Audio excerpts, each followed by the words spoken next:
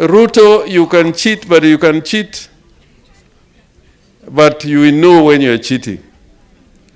This is a different world. The finance bill was not a creation of the National Assembly. The finance bill was a creation of one President Ruto.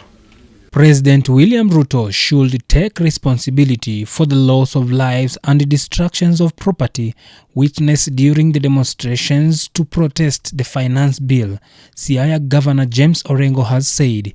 According to Orengo, the president cannot run away from the blame as the head of the executive, he was the author of the controversial financial bill that saw thousands of youth dubbed Gen Z pour out in the streets in protest.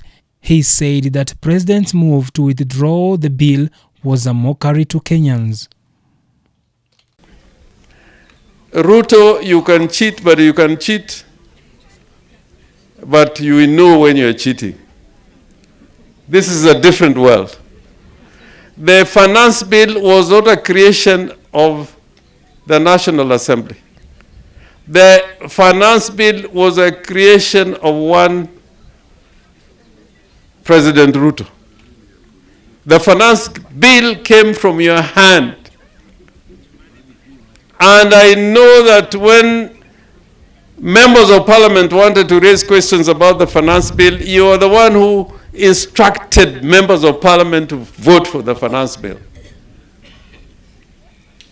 And when they had voted, you are now the one who is saying you are not going to assent. It is your own creation. And then the same members of parliament, you told them to vote for the finance bill, you are now telling them to delete the finance bill. You cannot take us to be fools. We know the games that are being played. But Kenyans, we are going to go through a rough period because the country is broke. And we have held hostage by the international finance capital. So, at the end of all this, you must take responsibility and accountability. You must compensate those who have died, and you must take responsibility for the damage the country is going to suffer. Kenya is a sovereign state, first of all.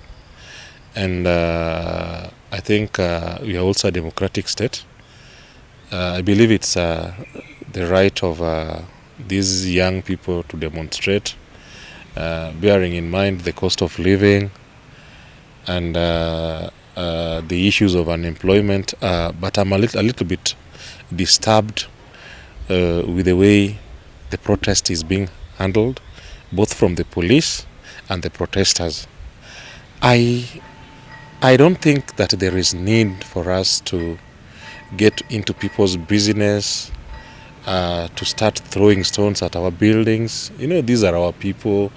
And the same thing that we are experiencing, they are also experiencing it.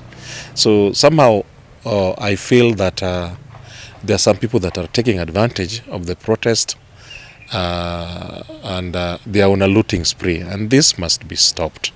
It has to be stopped.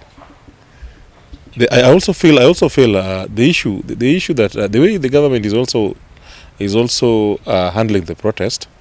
I think to some extent it's also bringing friction, and you know, there is no way that you are going to harm people who are protesting peacefully. They are not armed, and you go to an extent of shooting people. What do you expect from them? Actually, when to me, you know, it's natural that when you see blood, you'll have to react. So the police should also be blamed in the manner that they are handling the protesters. Yeah.